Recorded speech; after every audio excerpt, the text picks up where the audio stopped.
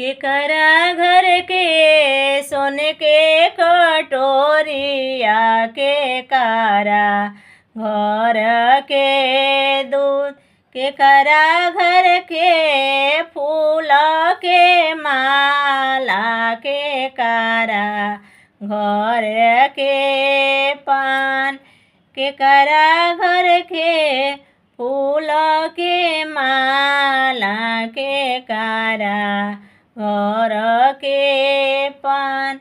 अरे कहाँ के अदित दुलरो आय रघिया देवे हो जा सोनरा घर के सोने के कटोरिया गोवाला घर के दूध।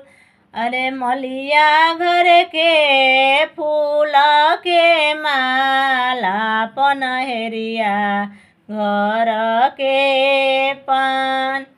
अरे स्वर्ग के अदित दुलरो आय रघिया देवे हो जाए।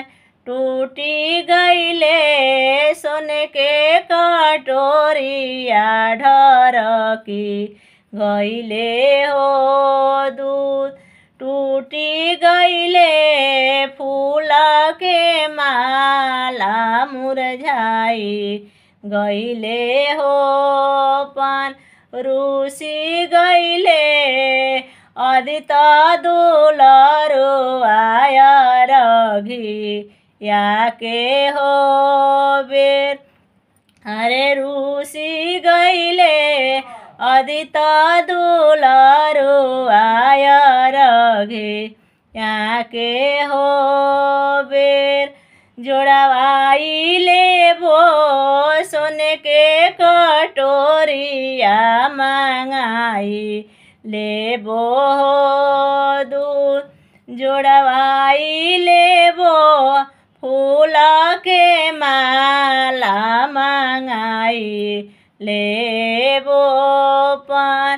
मनाई लेबो अदित दुलरो आय रघिया के हो बेर। मनाई लेबो रुसल दुलरो आय रघिया के हो बेर।